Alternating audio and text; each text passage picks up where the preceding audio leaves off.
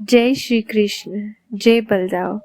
आप सभी का स्वागत है भक्ति ज्ञान चैनल के इस पावन कथा समागम में, जहाँ हम आपको सुनाते हैं सनातन धर्म की दुर्लभ और जीवन परिवर्तनकारी कथाएं।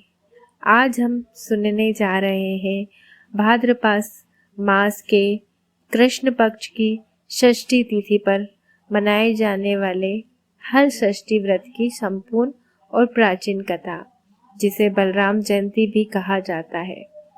यह व्रत खास तौर पर माताएं अपने बच्चों की लंबी आयु, उत्तम स्वास्थ्य और जीवन भर की खुशहाली के लिए करती हैं। और याद रखिए, अधूरी कथा अधूरे भाग्य के समान होती है, इसलिए इसे अंत तक अवश्य सुने। हल षष्ठी के दिन हल से जोती गई वस्तुएं जैसे अनाज, सब्जियां, कंद, मूल, इनका सेवन वर्जित है। इस दिन पूजन के अधिष्ठाता हलधर, बलराम और षष्ठी माता की पूजा की जाती है।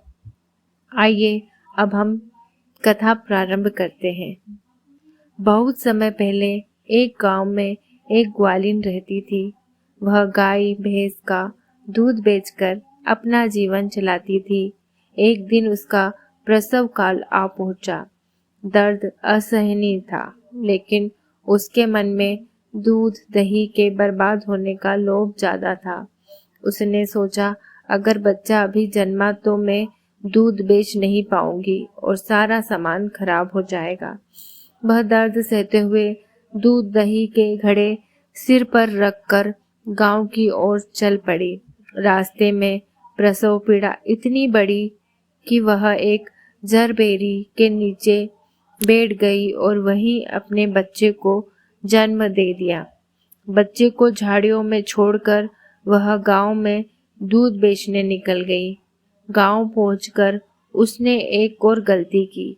गाय और भैंस का मिला दूध केवल भैंस का बोलकर लोगों को बेच दिया। गांव वाले सरल और भोले थे, उन्होंने विश्वास कर लिया। उधर खेत में हल चल रहा था। अचानक बैल भड़क उठे और हल का फल बच्चे के शरीर में घुस गया। पास के किसान ने दया और करुणा से झरबेरी के कांटों से बच्चे के घाव सी दिए। दूध बेचकर ग्वालिन लौटी तो अपने बच्चे को इस हालत में देख पाप बोध से भर गई। वह गांव-गांव घूमकर अपनी गलती स्वीकार करने लगी। स्त्रियों ने धर्म की रक्षा और करुणा दिखाते हुए उसे क्षमा किया और आशीर्वाद दिया। जब वह वापस पहुंची तो देखा बच्चा जीवित और स्वस्थ है। यह कथा सिखाती है, झूठ और लालच अंततः अपने ही जीवन पर संकट बनकर लौटते हैं। आइए अब हल छठ व्रत की दूसरी कथा का हम श्रवण करते हैं। राजा सुभद्र और धात्री का पुत्र। एक बार महाभारत के पश्चात युद्ध में अश्वत्थामा के ब्रह्मास्त्र से अभिमन्यु का पुत्र उत्तरा के गर्भ में नष्ट हो गया। रानी सुभद्रा, रानी द्रौपदी और पांडव संतान वियोग से दुखी थे। राजा युधिष्ठिर ने श्री कृष्ण ने सूझा, हे माधव, ऐसा कौन सा उपाय है जिससे संतान सुख मिले और मर्द गर्भ में जीवित हो सके। श्री कृष्ण ने कहा, भाद्रपद कृष्ण षष्ठी का व्रत संतान के जीवन के लिए अमोघ है। फिर उन्होंने प्राचीन कथा सुनाई। पुराने समय में राजा सुभद्र की पत्नी सुवर्णा का पुत्र अस्थि एक दिन गंगा जी में स्नान करने गया।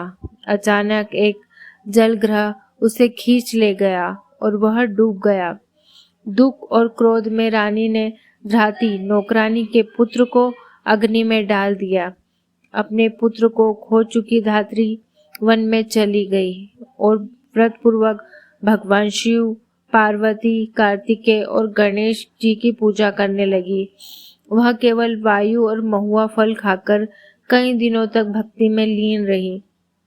भाद्रपद कृष्ण षष्ठी के दिन नगर में अद्भुत घटना हुई।